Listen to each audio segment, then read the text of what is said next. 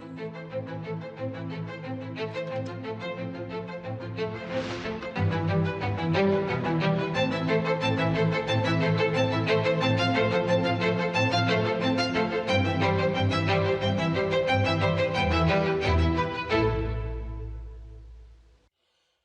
प्यारे देशवासियों, नमस्कार।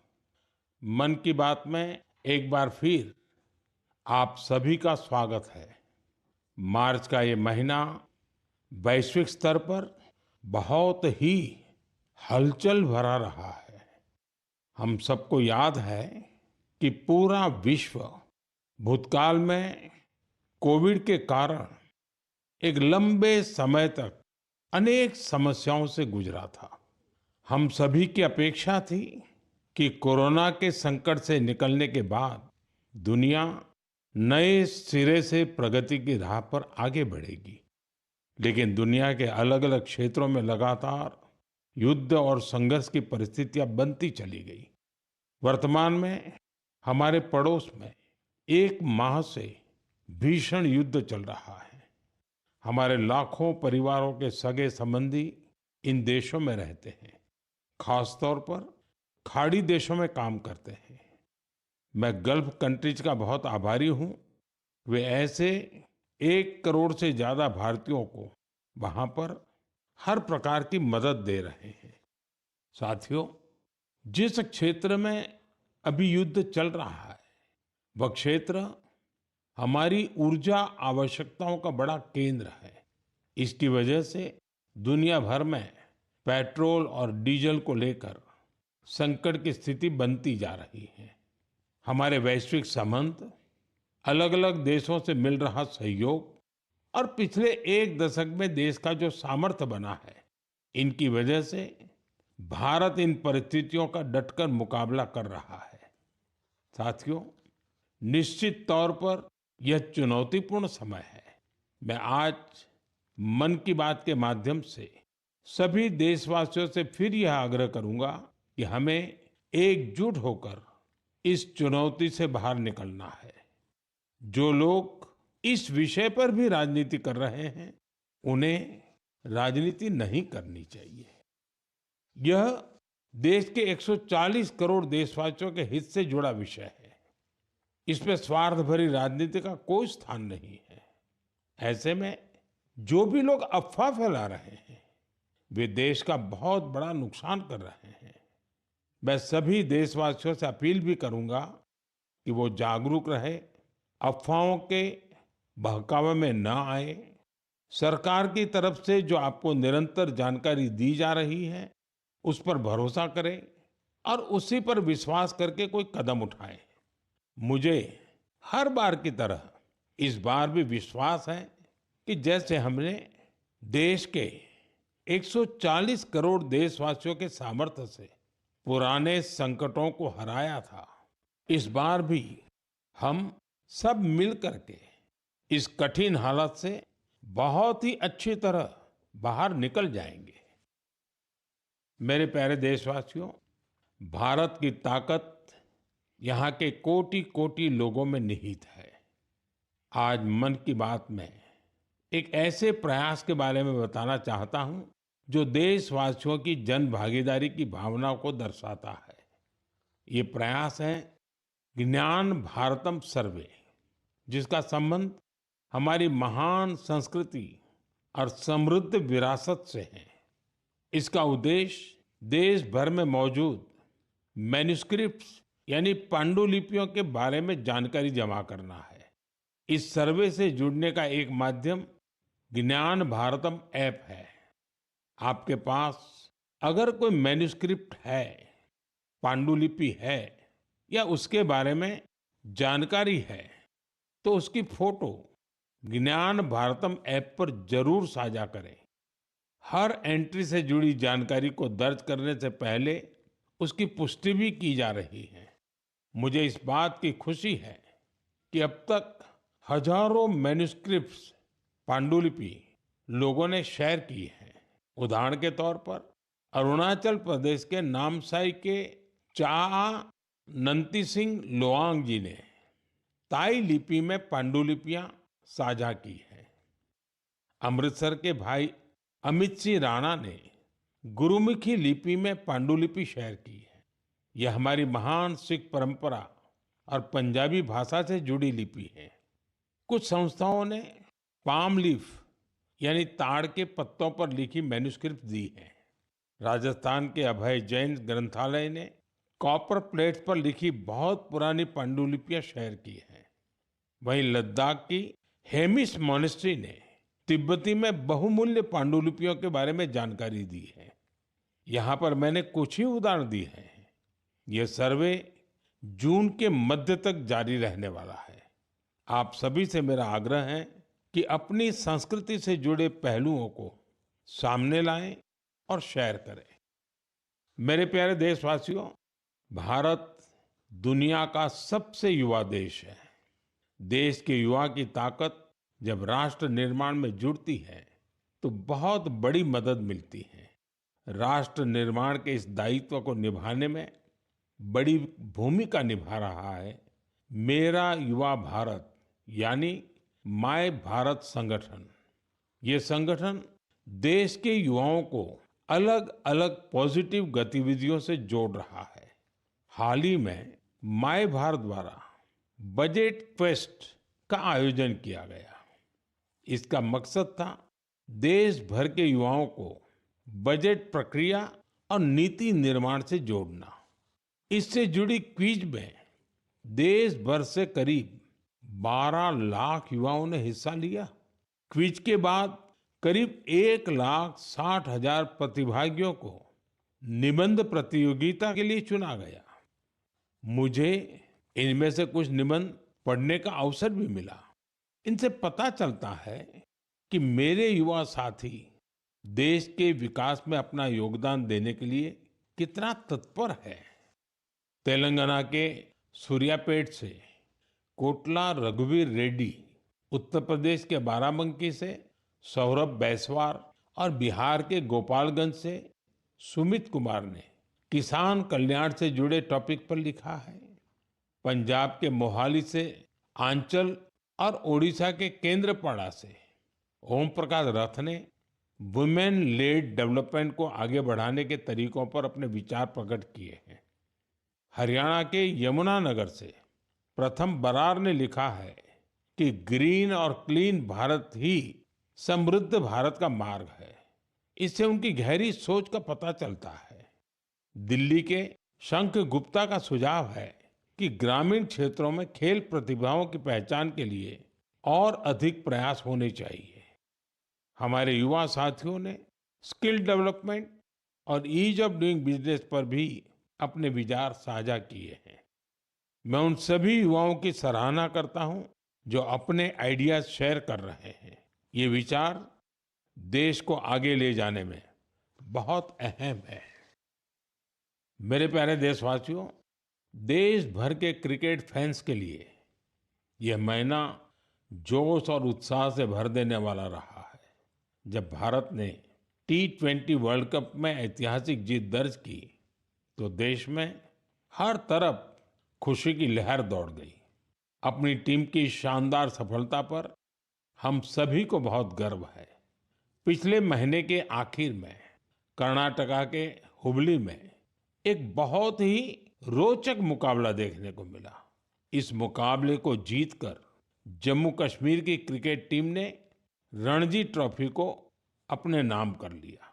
सबसे खुशी की बात है कि करीब 7 दशकों के लंबे इंतजार के बाद इस टीम ने अपना पहला रणजी खिताब हासिल किया। यह अभूतपूर्व सफलता खिलाड़ियों के कई वर्षों के निरंतर प्रयासों का परिणाम है। टीम के कप्तान पारस डोगरा ने अद्भुत कौशल दिखाया। अपने नेतृत्व से इस जीत में उन्होंने अहम योगदान दिया। आज देश में कश्मीर के युवा गेंदबाज आकिब नबी के प्रदर्शन की भी चर्चा हो रही है, जिन्होंने रणजी सीजन में 60 विकेट लिए हैं। इस जीत से टीम के खिलाड़ी और कोचिंग स्टाफ के साथ साथ जम्मू कश्मीर के लोग बहुत रोमांचित हैं। क्रिकेट के मैदान में इस शानदार प्रदर्शन के बाद वहां के युवाओं में खेलों के प्रति उत्साह और बढ़ गया है। आने वाले समय में यह कई युवाओं को स्पोर्ट्स को अपनाने के लिए प्रेरित करेगा। जम्मू कश्मीर के लोगों में खेलों को लेकर गजब का जज्बा रहा है। मुझे खुशी है कि अब यह बड़े खेल आयोजनों का हब भी बनता जा रहा है। खेलो इंडिया विंटर गेम्स के लिए गुलमर्ग तो पहले ही अपनी पहचान बना चुका है। फुटबॉल जैसे स्पोर्ट्स भी यहाँ के युवाओं के बीच काफी लोकप्रिय है। मुझे आशा है कि आने वाले समय में जम्मू कश्मीर के खिलाड़ियों की जीत का यह सिलसिला यूं ही जारी रहेगा। मेरे प्यारे देशवासियों, मैं अक्सर कहता हूं, जो खेलेगा वो खिलेगा। मुझे ये देखकर अच्छा लगा कि हमारे देश के युवा अब उन खेलों को भी खूब अपना रहे हैं जो पहले उतने लोकप्रिय नहीं थे। उत्तर प्रदेश के प्रतिभाशाली एथलीट गुलवीर सिंह ने ऐसे ही एक खेल में कमाल कर दिखाया है। उन्होंने कुछ ही हफ्ते पहले न्यूयॉर्क सिटी हाफ मैराथन में तीसरा स्थान हासिल कर इतिहास रच डाला। वे 1 घंटे से कम समय में हाफ मैराथन पूरा करने वाले पहले भारतीय एथलीट बने। स्क्वॉश खिलाड़ी बेटी अनाहत सिंह ने स्क्वॉश ऑन फायर ओपन का बड़ा अंतर्राष्ट्रीय खिताब अपने नाम किया। सिर्फ 17 साल की उम्र में उन्होंने ये सफलता हासिल की। इसके साथ ही वे पीएसए वर्ल्ड रैंकिंग में टॉप 20 में जगह बनाने वाली सबसे कम उम्र की एशियाई महिला खिलाड़ी बन गई है। मुझे अस्मिता एथलेटिक्स लीग की जानकारी भी मिली है। इसमें 8 मार्च को महिला दिवस के अवसर पर कई स्पोर्टिंग इवेंट्स का शानदार आयोजन किया गया। लीग में करीब 2 लाख बेटियों ने भागीदारी की। ये देखकर अच्छा लगता है कि भारत की नारी शक्ति देश में हो रहे इस स्पोर्टिंग ट्रांसफॉर्मेशन में अहम भूमिका निभा रही है। साथियों, मेरा हमेशा से यह आग्रह रहा है कि आप सभी अपनी फिटनेस पर जरूर ध्यान दें। अंतर्राष्ट्रीय योग दिवस में अब 100 दिनों से भी कम समय बचा है। पूरी दुनिया में योग के प्रति आकर्षण भी लगातार बढ़ रहा है। अफ्रीका के जिबूती में अलमिस जी अपने अरविंद योग सेंटर के जरिए योग को बढ़ावा दे रहे हैं। वे यहाँ की कई और जगहों पर भी लोगों को योग सिखाते हैं। आप में से कई लोगों ने इंस्टाग्राम कंटेंट क्रिएटर युवराज दुआ की पोस्ट पर मेरे से रिप्लाई को लेकर कमेंट्स किए हैं। उन्होंने मुझसे आग्रह किया था कि मैं उनके पिता से कहूं कि वे शुगर इंटेक कम करें। मुझे खुशी है कि मेरे अनुरोध का उनके पिता पर सकारात्मक प्रभाव पड़ा है। मैं आप सभी से आग्रह करूंगा कि आप भी शुगर इंटेक को कम करें और जैसा मैंने पहले भी कहा है, हमें खाने के तेल में 10% की कटौती भी करनी है। इन छोटे छोटे प्रयासों से आप मोटापे और लाइफस्टाइल से जुड़ी बीमारियों से दूर रहेंगे।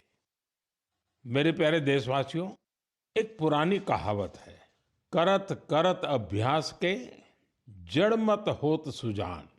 यानी जब हम निरंतर अभ्यास करते हैं तो उतनी ही ज्यादा बुद्धिमत्ता हासिल करते जाते हैं। लोग भी सबसे बेहतर तब सीखते हैं जब उनकी सक्रिय भागीदारी होती है। मुझे बेंगलुरु में शिक्षा से जुड़े एक यूनिक प्रयास के बारे में जानकारी मिली है।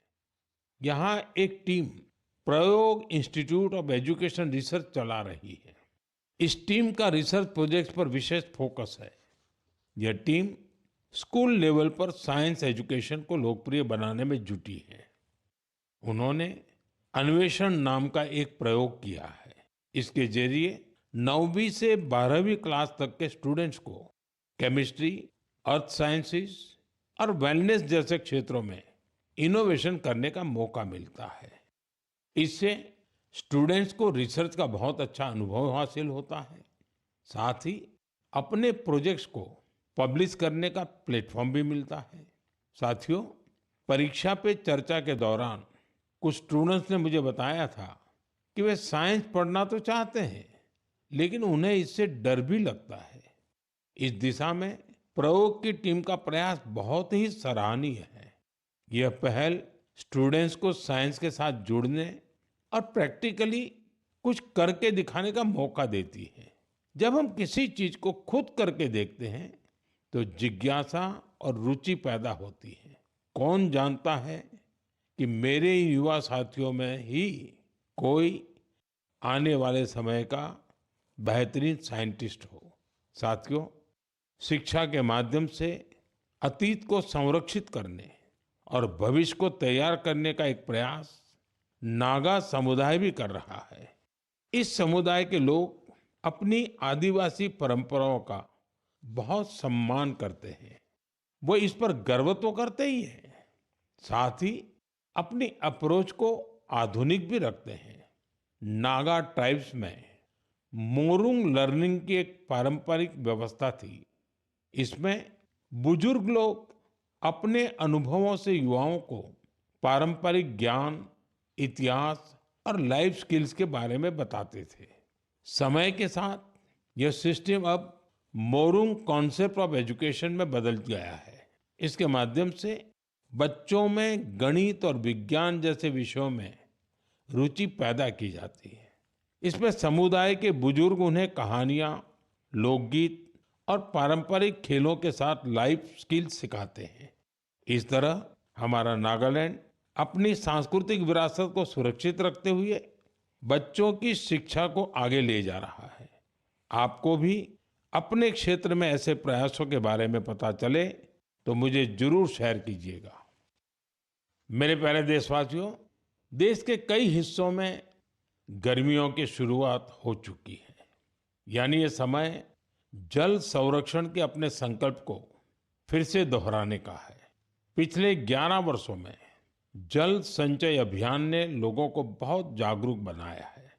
इस अभियान के तहत देश भर में करीब 50 lakh artificial water harvesting structure बनाए गए हैं। मुझे ये देखकर अच्छा लगता है कि अब जल संकट से निपटने के लिए गांव-गांव में सामुदायिक स्तर पर प्रयास होने लगे हैं। कहीं पुराने तालाबों की सफाई हो रही है, कहीं बरसात के जल को सहेजने के लिए प्रयास किया जा रहा है। अमृत सरोवर अभियान के तहत भी देश भर में करीब 70,000 अमृत सरोवर बनाए गए हैं। बारिश का मौसम आने से पहले इन सरोवरों की साफ सफाई भी शुरू हो गई है। आज मैं आपसे कुछ प्रेरक उदाहरण भी साझा करना चाहता हूँ। ये उदाहरण बताते हैं कि जन भागीदारी से जल संरक्षण का काम कितना व्यापक हो जाता है। साथियों, त्रिपुरा की जम्पुई पहाड़ियों में बसा वागमुन गांव 3000 फीट की ऊंचाई पर बसा है। ये गांव पानी के गंभीर संकट का सामना कर रहा था। गर्मियों के दिनों में गांव के लोग पानी के लिए लंबी दूरी तय करते थे। आखिरकार गांव के लोगों ने बारिश की हर बूंद को सहेजने का निर्णय किया। आज वांगमुन गांव के लगभग हर घर में rooftop rain water harvesting system स्थापित हो गया है। जो गांव कभी पानी की कमी से जूझ रहा था, वो जल संरक्षण की एक प्रेरक मिसाल बन गया है। साथियों, इसी तरह छत्तीसगढ़ के कोरिया जिले में भी एक अनोखी पहल देखने को मिली।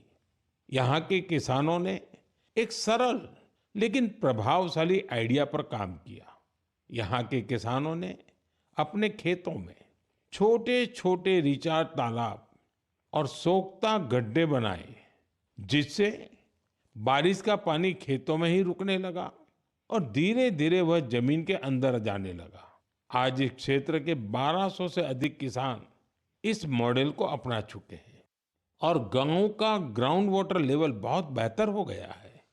इसी तरह तेलंगाना के मंचेरियाल जिले के मुदिगुंटा गांव में भी लोगों ने मिलकर पानी की समस्या दूर की है।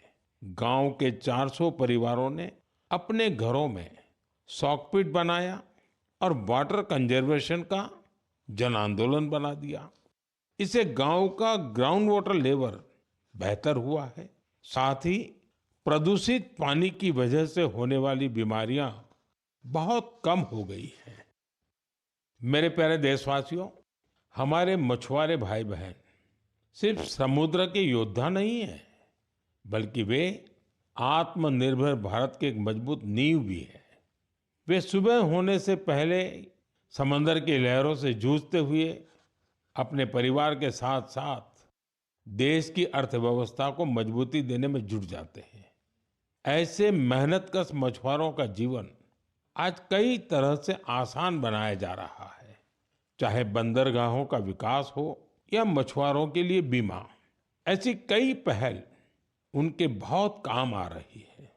हम जानते हैं कि समंदर में उनकी गतिविधियों को मौसम का रुख बहुत प्रभावित करता है। इसे देखते हुए टेक्नोलॉजी के जरिए भी उनकी पूरी मदद की जा रही है। मुझे बेहद खुशी है कि ऐसे प्रयासों से हमारा फिशरीज सेक्टर न केवल समृद्ध हो रहा है, बल्कि कुछ नया करने का जज्बा भी भर रहा है। आज फिशरीज और सीवीड के क्षेत्र में नए नए इनोवेशन हो रहे हैं और हमारे मछुआरे भाई बहन आत्मनिर्भर बन रहे हैं। ओडिशा के संबलपुर की सुजाता भुयान जी एक गृहिणी थी, लेकिन वो कुछ नया करके अपने परिवार की और मदद करना चाहती थी। इसलिए कुछ वर्ष पहले उन्होंने हीराकुंड रिजर्वायर में फिश फार्मिंग शुरू की। शुरुआती दिन उनके लिए आसान नहीं थे। मौसम में होने वाले बदलाव, मछलियों के खाने का प्रबंध और घर की जिम्मेदारियों के साथ संतुलन बनाने में जैसी कई चुनौतियां थी, लेकिन उनका हौसला अडिग था। केवल 2-3 वर्ष के भीतर उन्होंने अपने प्रयास को एक फलते फूलते बिजनेस में बदल दिया। आज उनकी सफलता समुदाय की महिलाओं के लिए उम्मीद की नई किरण बन गई। साथियों, लक्षद्वीप में मिनिकॉय की हावा गुलजार जी की कहानी हमारी माताओं बहनों की अद्भुत संकल्प शक्ति को सामने लाती है।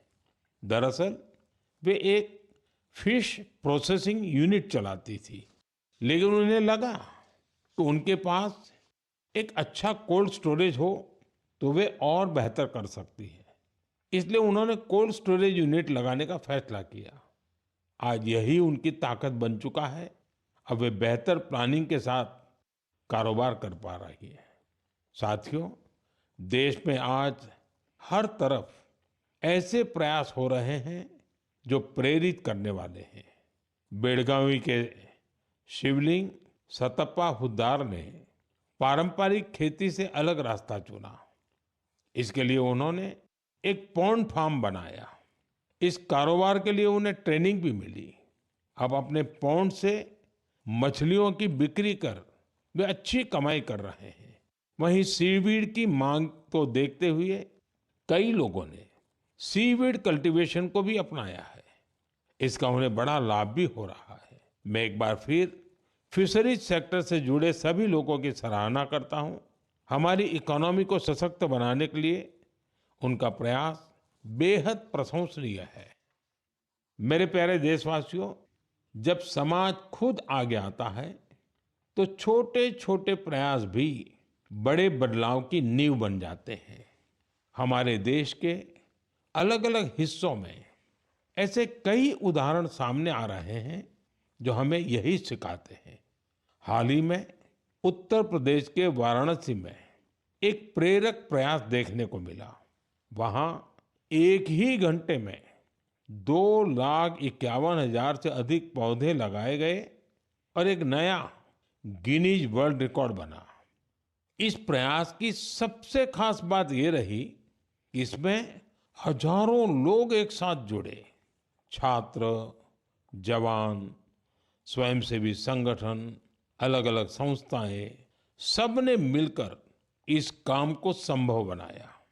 जन भागीदारी का यही स्वरूप एक पेड़ माँ के नाम अभियान के दौरान भी दिखता है।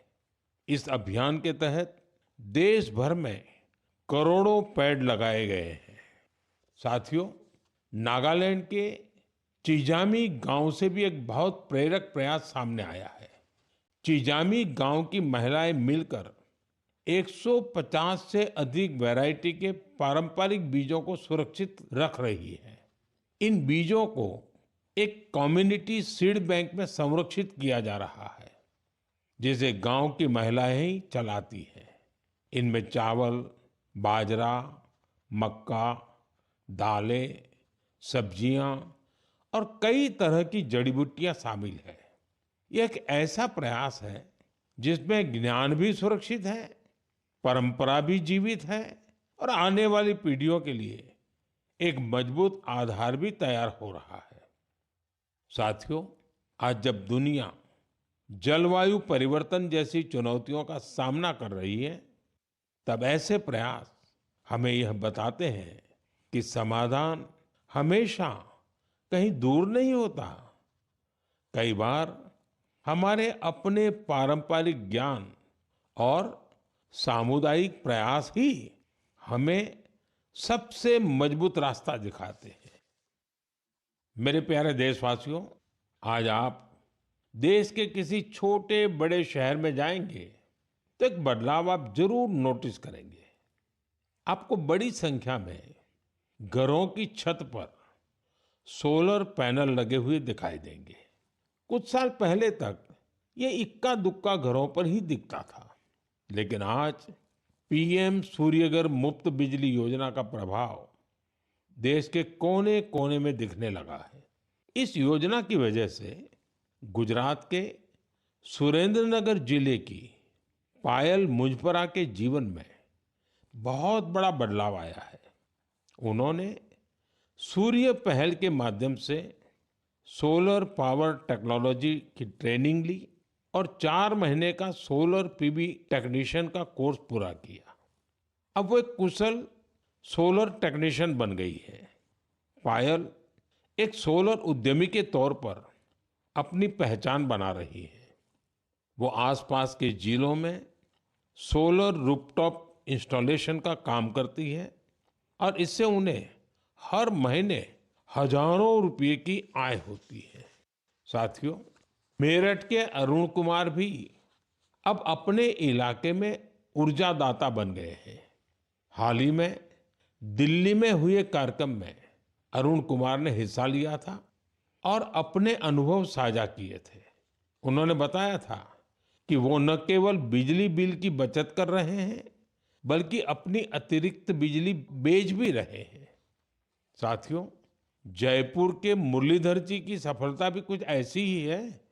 पहले उनकी खेती डीजल पंप पर निर्भर थी, जिसमें हर साल हजारों रुपए खर्च होते थे। जब उन्होंने सोलर पंप अपनाया तो उनकी खेती का तरीका ही बदल गया। अब उन्हें ईंधन की चिंता नहीं रहती, सिंचाई समय पर होती है और उनकी सालाना आय भी बढ़ गई है। सबसे महत्वपूर्ण बात यह है कि अब उनका परिवार साफ ऊर्जा के साथ बेहतर जीवन जी रहा है। साथियों, पीएम सूर्यघर मुफ्त बिजली योजना का फायदा नॉर्थ ईस्ट के इलाकों में भी मिल रहा है।